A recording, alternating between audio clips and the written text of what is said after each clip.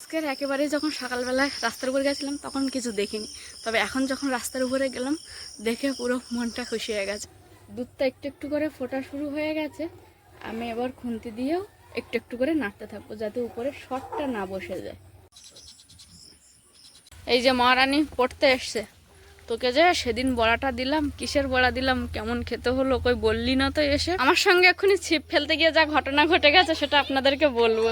ছিপ ফেলতে গিয়ে আমার সঙ্গে যে ঘটনাটা হয়েছে, আজকের পুকুরে ছিপ ফেলে আমার সঙ্গে যে ঘটনাটা ঘটলো, সত্যি সেইখান থেকে আমার প্রচণ্ড মন খারাপ হয়ে গেছে। আজকের আমার কপালটাই খারাপ, হাত পা কাঁপছে, জলে ভিজে গেছি।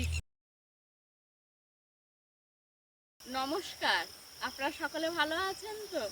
একটা দিনের শুরু, নতুন দিন, নতুন সব কিছু হোক এই আশাই করি সকলের জীবনে ঈশ্বরের কাছে। তো যাই হোক, প্রতিটা দিন যেন আমাদের কাছে নতুন নতুনভাবে আসে, সে যে কোনো কিছুতেই ছোটোখাটো যে কোনো মুহূর্তেই যেন আমাদের খুব ভালো কাটে। তো তেমনই আশা নিয়ে আপনাদেরকে একটু ভালো কিছু উপহার দেওয়ার চেষ্টায় ভিডিওটা শুরু করছি। আপনারা কোথাও স্কিপ না করে দেখতে থাকুন, আশা করব আপনাদের ভালো লাগবে। আর যারা প্রথমবারের জন্য দেখছেন তারা অবশ্যই চ্যানেলটি একটু যদি ভালো লেগে থাকে তাহলে সাবস্ক্রাইব করার অনুরোধ রইল। লাইক কমেন্ট শেয়ার করে পুরাতন দর্শক বন্ধুদের মতো আপনারাও এই সাথী বিপ্লব ব্লগের একজন হয়ে উঠুন। চলুন তাহলে পর্বটা শুরু করি। আর একেবারে সকালবেলা শুরু করছি, আজকের অনেকটা তাড়াতাড়ি উঠেছি। আমি ওঠার আগে মা যে কাজগুলো করে সেগুলো প্রথমে দেখাবো, তারপরে এই যে আমি এখন ঝোড়া কাঁচি হাতে নিয়েছি, একটু বাগানে ঢুকবো, সবজি উঠবে। সকালবেলা উঠে প্রতিদিন মা যে কাজগুলো করে, এই যে বাসন ধোয়া, আর ওদিকে দীপশিখা সকালে পড়তে চলে এসছে, তবে এখনও ঘড়ির কাঁটা ঘুরতে ঘুরতে 6টার ঘরে যায়নি, তার আগেই ও একা চলে এসছে, এখনও কেউ সেইভাবে আসেনি। আর মা ঘাটে বাসন মাজছে, তাই বলে তুই দাঁড়া, নাই পড়ে যাবি কোথায় পা ধুতে গেলে, আমি বাসন কাটা মেজে নিই।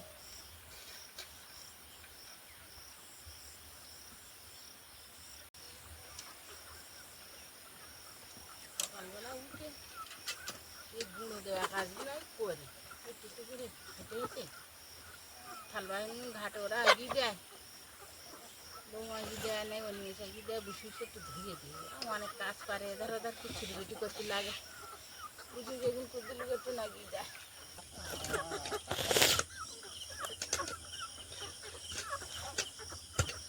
খাবার দিতে মারামারি করবে দেখো। চিচিঙ্গা গাছগুলো বসানো ছিল গরমের সময়, তখন ঠিক করে চিচিঙ্গা হয়নি, তবে এখন বেশ কয়েকটা ছোট ছোট চিচিঙ্গা ধরেছে। আর এই যে একটা চিচিঙ্গা বড় হয়েছে, এর আগে দুবার খেয়েছি চিচিঙ্গা এখান থেকে, তবে সেগুলো মোটামুটি ছোট ছিল, এটা দেখছি অনেকটাই বড় হয়ে গেছে। এই যে একটা চিচিঙ্গা হয়েছে, আর কয়েকটা ঢেঁড়স উঠবে, ঢেঁড়সগুলো তুলবি। প্রতিদিন আমি ঘুম থেকে ওঠার আগে মা বাসন মেজে রাখে, মুরগির খাবার দিয়ে দেয়, তারপর উঠে আমি আমার কাজকর্ম শুরু করি। আর আজকের আমার কোনো কাজ এখনো হয়নি, সবার প্রথমে বাগানে ঢুকেছি কিছু সবজি তুলে নেওয়ার জন্য।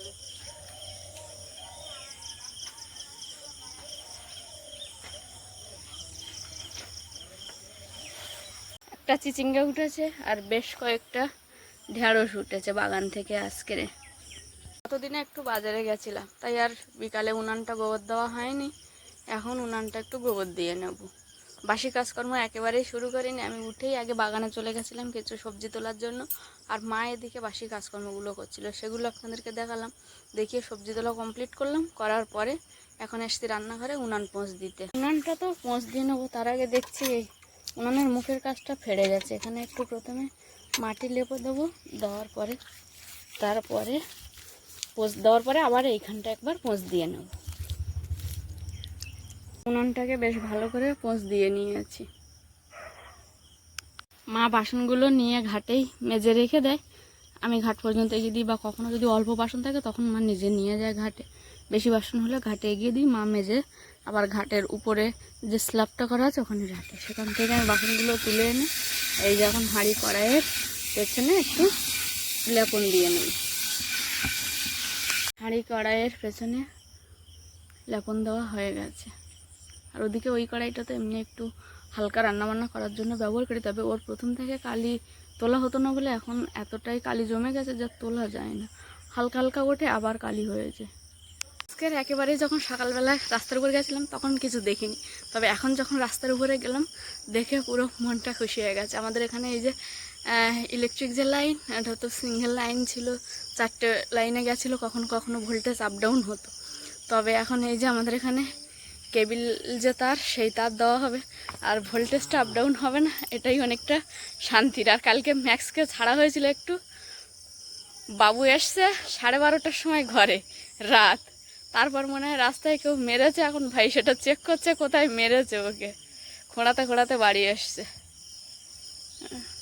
যাই হোক, আমাদের এখানে পুরো ইলেকট্রিক যে লাইন সেটা কেবিল তার হয়ে যাচ্ছে, এটাই অনেক খুশির এবং শান্তির। কাকিমাদের বাড়ি থেকে এই যে রান্নার জল আনতে গিয়ে রাস্তায় ওটা দেখেছিলাম, জলটা এনেছি যে সেটা দেখানোর আগে এত আনন্দ হয়ে গেল যে আগে ওটাই দেখিয়ে ফেললাম। এখন এই যে সব চাল বার করে এনেছি ঘর থেকে, আর চিচিঙ্গা আলু ভাজা করবো আজকে সকালবেলা। সকালে রান্নার জন্য হাঁড়ি কড়াই বসিয়ে দিয়েছি, এবার আজকে সকালে গরম ভাত সঙ্গে চিচিঙ্গা আলু ভাজা করবো। আস্তে আস্তে ধীরে ধীরে আমি রান্নাবান্নাটা করে নেব। সকালে যে রান্নাটা করছিলাম ভাত চিচিঙ্গা আলু ভাজা, সেটা কমপ্লিট হয়ে গেছে। এখন একটু গরুর দুধ দিয়ে পায়েস বানাবো, অনেক দিন ইচ্ছা করছিল বাবার জন্য একটু পায়েস বানাই, তবে দুধ হচ্ছিল না। আজকে যাই করে পাশের এক বাড়ি থেকে গরুর দুধ দিয়ে গেছে, ওটা দিয়েই আজকে আমি পায়েস বানাবো। পায়েস বানানোর জন্য একটা কড়াই গ্যাসের মধ্যে বসিয়ে দিয়েছি, আর এবার গ্যাসটা জ্বালিয়ে দিলাম, দিয়ে এই যে দুধ দিয়ে গেছে, এই দুধটা ভালো করে ছেঁকনিতে ফেলে ছেঁকে নেব। দুধটা ভালো করে ছেঁকে নিয়েছি, এবার এর মধ্যে দিয়ে দেবো এই যে 3টে ফাটানো এলাচ। এবারে এই পায়েসটার মধ্যে দিয়ে দেবো আগে থেকে ভিজিয়ে রাখা আতপ চাল। এবার এর মধ্যে দেবো সামান্য একটু লবণ। দুধটা একটু একটু করে ফোটা শুরু হয়ে গেছে, আমি এবার খুন্তি দিয়েও একটু একটু করে নাড়তে থাকবো, যাতে উপরে শকটা না বসে যায়। আর চালটা একেবারেই দুধের সঙ্গে বসালাম, এটা একটু ভেজে দিলে ভালো হতো, তো আমার একদমই খেয়াল ছিল না, একটু ঘি দিয়ে ভেজে দিলে আর একটু ভালো সেন্ট বার হতো। এই চালটা পুরো একদম ফেটে গিয়ে গলে যাবে, ব্যাস একটু পায়েস, তবে ক্ষীর টাইপের করবো। আরও একটা জিনিস, যেটা আমি এটা আজকে চিনি দিয়ে করব। আমার হাতের কাছে এই মুহূর্তে বাতাসা নেই, বাতাসা হলে একটু কালারটা ভালো হয়, দেখতেও ভারী সুন্দর লাগে। দুধটা একটু একটু করে ফুটছে, আর ওই যে দুধের সাথে সাথেই যে এলাচটা ফাটিয়ে দিয়েছিলাম, খুব সুন্দর আস্তে আস্তে সেন্ট বার হচ্ছে। আরও এতে একটু কাজু কিশমিশ দিলে ভালো হতো, তবে আমি কয়েকদিন আগে কাজু কিশমিশগুলো এনে রেখেছিলাম, পিঁমড়ে পুরো খেয়ে নষ্ট করে দিয়েছে, তখন আমার দুধটা জোগাড় হয়নি যে একটু গরুর দুধ পাবো, বাবাকে পায়েস বানিয়ে দেবো। ইচ্ছাটা অনেক দিন ধরেই হচ্ছিল, সেই অনুযায়ী আমি একটু বাজারঘাট করে রেখেছিলাম। বাতাসাটা খাওয়া হয়ে গেছে, আর যে কাজু কিশমিশগুলো কিনেছিলাম সেগুলো পিঁমড়ে খেয়ে পুরো ধুলো ধুলো করে দিয়েছে।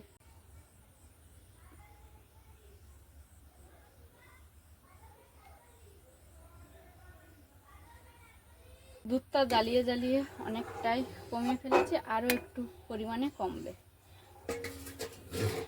এবার দেব এর মধ্যে পরিমাণ মতো চিনি। পায়েস বানানো কমপ্লিট হয়ে গেছে, এবার আমি গ্যাস অফ করে আর ঢেকে রাখবো, ঠান্ডা হলে পরিবেশন করব। সকালে আপনাদেরকে দেখিয়েছিলাম এই তারগুলো রাস্তায় ফেলে ওরা লাইনটা টেনে নিয়েছে, এখন এই যে কাজ শুরু করে দিয়েছে, কেবিল তার দিয়ে দিচ্ছে আর এই তারগুলো খুলে দিয়েছে।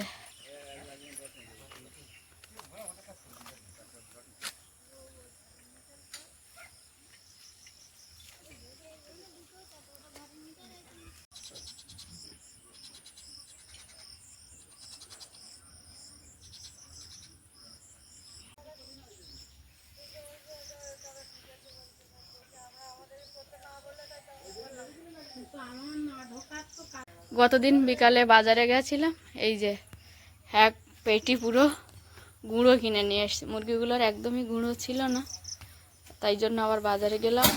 বাবারে পড়ে যাবে না তোমার এদিকে?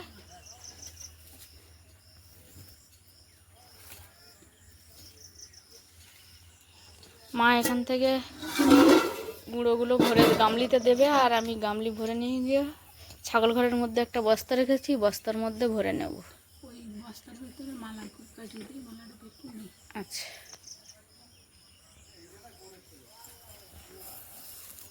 চাল আছে গুঁড়ো।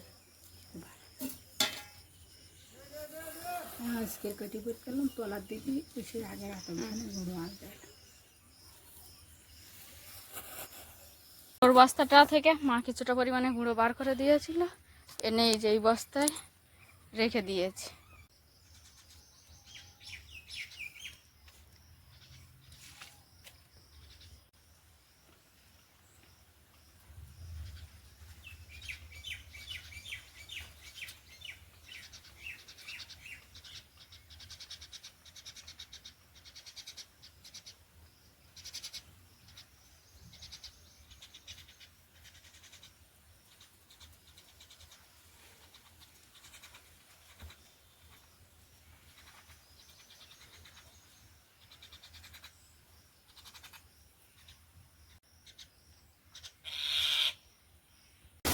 সকাল থেকে ওয়েদার বেশ ঝলমলে ছিল, ঝাঁ চকচকে একটা দিনের আলো। তারপরে এখন প্রায় ঘড়ির কাঁটা ঘুরতে ঘুরতে 10:30 থেকে 11টার কাছে চলে গেছে। এমন সময় একটু আগে মেঘ করেছে, যদিও আধা ঘন্টা আগে মেঘ করে আর ঝমঝম করে বৃষ্টি হচ্ছে, তার সঙ্গে হালকা ঝোড়ো হাওয়া।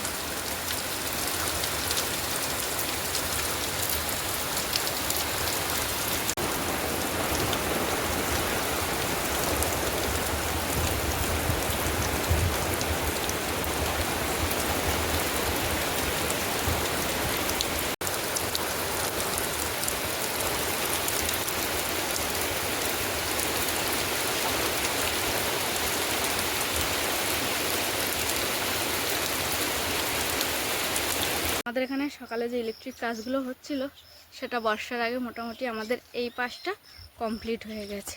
বর্ষা এক ফসলা হয়ে গেল, সেই সঙ্গে এখনও বৃষ্টি থামেনি, একটু একটু বৃষ্টি হচ্ছে হালকা, তবে ছিটে ফোটা বৃষ্টি হচ্ছে।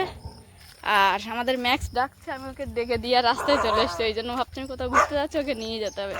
তো যাই হোক, এখন এই যে খালের জলটা যত বৃষ্টি হচ্ছে আস্তে আস্তে পরিপূর্ণ হয়ে যাচ্ছে, দেখতে বেশ ভালোও লাগছে।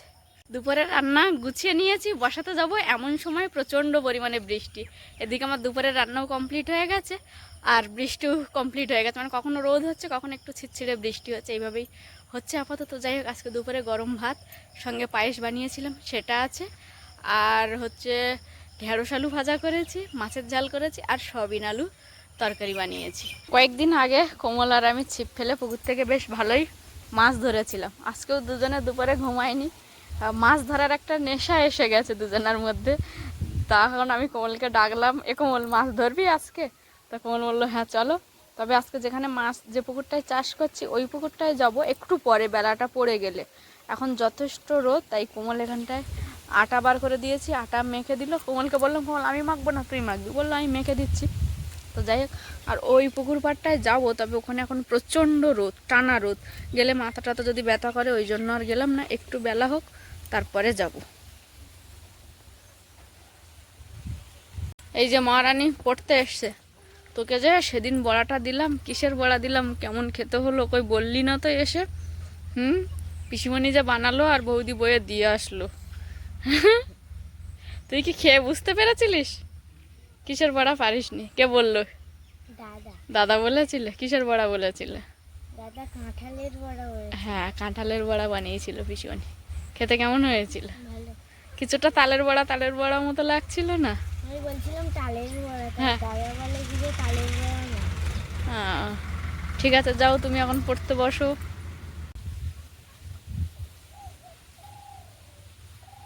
মাখা প্রায় কমপ্লিট হয়ে গেছে, এবার দুজন ছিপ ফেলবো। কোমল আটা মেখেছে, এখন দুজন ছিপ ফেলবো। কোমল অলরেডি ফেলেছে ছিপ, এবার আমার ছিপটাও আমি ফেলবো। কোমল আর আমি দুজন দুই প্রান্তে ছিপ নিয়ে বসে, না ছিপ টানলে কারোর গায়ে না লাগে। কোমলের তাও মোটামুটি মাছ লেগেছে, ঠোকর দিচ্ছে, দুটো চার অলরেডি ওর পাল্টানো হয়ে গেছে, আর আমার একটুও ঠোকর দেয়নি এখনো মাছে।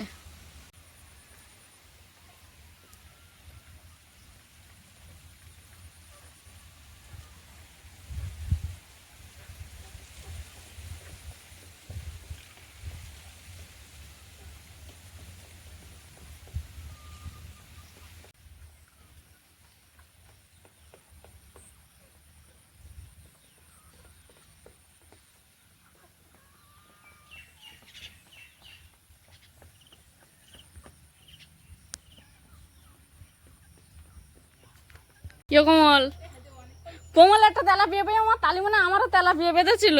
আমার সঙ্গে এক্ষুনি ছিপ ফেলতে গিয়ে যা ঘটনা ঘটে গেছে সেটা আপনাদেরকে বলবো। কোমল ওইটার মধ্যে আর ভিজিয়ে দে। ছিপ ফেলতে গিয়ে আমার সঙ্গে যে ঘটনাটা হয়েছে, আমার ছিপে একটা বড় মাছ ধরেছিল, ছিপের দড়ি অনেকটা কেটে নিয়ে চলে গেছে। যে ছোলটা দিয়েছিলাম সেই ছোলের নিচ থেকে পুরো অংশটার উপর থেকে এইটা এখন ছিপের সঙ্গে আছে। এখন আমার মনটা খুব খারাপ হয়ে গেছে। কোমল একটা তেলাপিয়া পেয়েছে, ফের কোমলের ছিপে আবার ঠোকর দিচ্ছে মাছে। আমার ছিপের বড়শিটা কেটে নিয়েছে, বড় মাছ ছিল, মায় তুলতে পারিনি। কোমলও দেখেছে, বসে কাটি নিয়ে গেলে সেই জায়গায় নাক দেয় সঙ্গে সঙ্গে। মার ভাই এখন এই যে গাড়ি নিয়ে বেরিয়েছে, যাচ্ছে মার দাঁত তুলতে। সুজি কিনে নিয়ে আসবে একেবারে, সুজি নেই বলো বাড়ি। আর কটা মনে কর বসি কিনবে মা? মা মনে করে কটা বসি নিয়ে আসো বাজারের থেকে। আমার তো ছিপ থেকে বসি কেটে মাছ নিয়ে চলে গেছে, এখন বাবার কাছ থেকে আবার একটা বসি ছিপের গায়ে বেঁধে নিচ্ছি। আমাদের বিপাশা বেশ কিছু মাস পড়তে আসেনি, ও শরীরটা একটু খারাপ ছিল। আর আজকে তোরা কালকে কারা বিকালে আসিস নি? হাত তোল। তারা কেমন লস করেছে শুনেছিস? কেমন লস হয়েছে শুনেছিস? চাইরা মাখা খেয়েছি।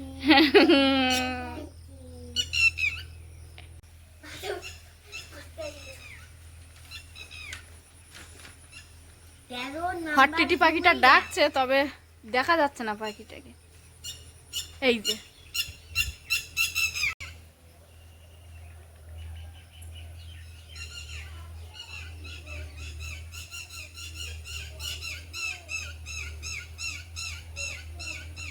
কোমল যেখানটায় ছিপ ফেলেছে ঠিক ওই জায়গাটায় আমি ছিপ ফেলেছিলাম। বল কোমল, মাছটা কিন্তু বড় ছিল, পুরো বসি কেটে নিয়ে গেছে। আজকের পুকুরে ছিপ ফেলে আমার সঙ্গে যে ঘটনাটা ঘটলো, সত্যি সেইখান থেকে আমার প্রচণ্ড মন খারাপ হয়ে গেছে। মাছটা যদি উঠেও পড়ে যেত তবু মনে হয় এতটা মন খারাপ হতো না। তো ওঠেনি, আর অনেকটা বড় মাছ, কমলও সেটা দেখেছে। আমার ছিপের বড়শি যে কেটে নিয়েছে, আমি কমলকে বললাম কমল এখানে এসে ফেল ছিপ। আমার ছিপের বড়শি লাগাতে লাগাতে কমল একটা তেলাপিয়া পেয়েছে, তারপর তেমনভাবে কোনো মাছ পাচ্ছিলাম না। আর আজকের এমনি কমলকে ডেকেছিলাম যে ওই পুকুরে ছিপটা ফেলবো, দেখি ওই পুকুরে মাছ ধরে কি না। যাই হোক, আমি জানি আমার অনেক দর্শক বন্ধুদের স্মৃতি জড়িয়ে আছে এই ছিপ ফেলার সঙ্গে। তো আপনাদের মধ্যে কার কার সঙ্গে এরকম ঘটনা ঘটেছে যে মাছে বড়শি কেটে নিয়ে চলে গেছে, আর সেই সময় থেকে মনটা প্রচণ্ড খারাপ হয়ে গেছে। আর আমি যখনই ছিপ ফেলি আমার সঙ্গে এই ঘটনা প্রায় হয়। বড় বড় মাছ ছিপে লাগে আর বড়শি কেটে নিয়ে চলে যায়। ওই জন্য মাকে বললাম বেশি করে বড়শি কিনে এনে রেখে দাও।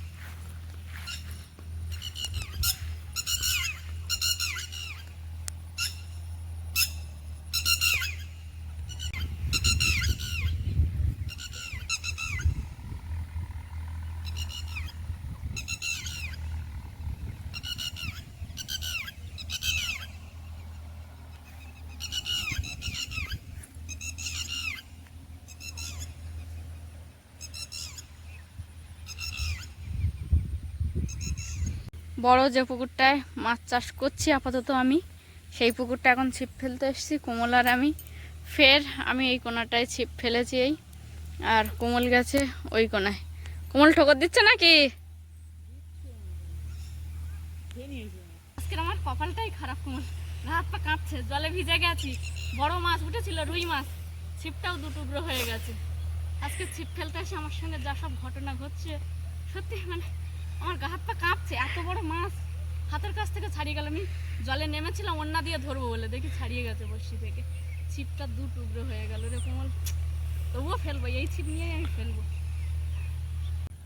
এটা কি পুঁটি মাছ নাকি? তাহলে কি ও সেই ব্ল্যাক কার্প যেগুলো ছেড়েছিলাম না, সেই মাছ। ছেড়ে দে, আমি তো ভিজে পুড়ে গেছি। আমার মাছটা কিন্তু বড় ছিল কোমল, এবার উঠেছিল, তুই সেটা দেখেছিলিস? ছিপ প্রথম ভেঙে নিয়ে গেছিল, গা পুরো ভেজা, সেই অবস্থায় বসছিলাম আজকে মাছ মেরেই এই পুকুর থেকে আমি বাড়ি যাব। তো যাই হোক, একটা এই যে বড় একটা তেলাপিয়া পেয়েছি, এটা এখন জাবিয়ে রাখবো। বালতিও এনেছি, জলে জাবিয়ে রাখি। বল কোমল। হ্যাঁ,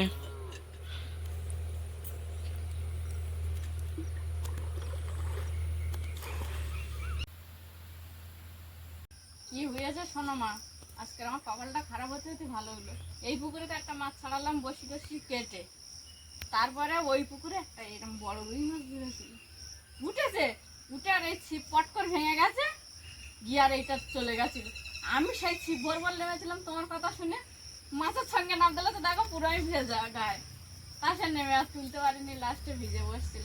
তার শুধু কোমলের ডেকে বারো বলছিল কোমল মাছটা চলে গেল, কোমল মাছটা চলে গেল। তারপর দেখি এই যে এই তেলাপিয়াটা ধরেছে। তারপর হ্যাঁ, তুই কথা বলো না বেশি, মা দাঁত চলে এসছে, কিন্তু তবু মার সঙ্গে এই গল্পটা না বললে আমার ঠিক শান্তি হচ্ছিল না। বাবার বলে দুটো ছিপ বানিয়ে দিয়েছি। হ্যাঁ, বাবার বললাম তো তোমার শুধু ছিপ ভাঙো বসি হারাই, তোমার আর মাছ ধরতে হবে না। ওরা এমন একটা নেশা, একবার যদি ধরতে শুরু করে মাছ, সে নেশা সহজে ছাড়া যায় না। অন্য কিছু হলে তাও সহজে ছাড়া যায়।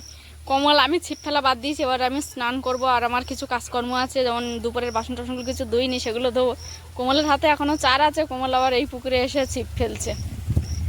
আজকে যখনই ছিপ ফেলেছি, কমলের প্রথমে শকত দিয়েছে, উপরন্ত ছোট মাছ ধরেছে, আর আমার বড় মাছ ধরেছে, ছাড়িয়ে গেছে। লাস্ট পর্যন্ত প্রথমে তো বড়শি কেটে নিয়ে চলে গেল, লাস্টে এই বড় পুকুরটায় এসে পুরো ছিপটা ভেঙে গেছিল, অনেক বড় একটা রুই মাছ উঠেছিল। তারপর আমি ভাবলাম, খুব মন খারাপ করছিলাম, বারবার কোমলকে ডাকলাম যে কোমল দেখলি তো আমার মাছ উঠলো না। কোমল বারবারই বলছে হ্যাঁ গো বৌদি আমি দেখলাম। তারপর লাস্টে একটা বেশ ভালো বড় সাইজের একটা তেলাপিয়া পেলাম। আপাতত এখন ওই বাড়ির দিকে যাবো, পুরো গা আমার ভেজা, সেই অবস্থায় এতক্ষণ ধরে ছিপ বাঁধছিলাম। তো যথেষ্ট মাছ হয়েছে, মানে অন্য আগের দিন যেমন পেয়েছিলাম তার থেকে অনেকটা কম, কিন্তু যাই হোক হয়েছে।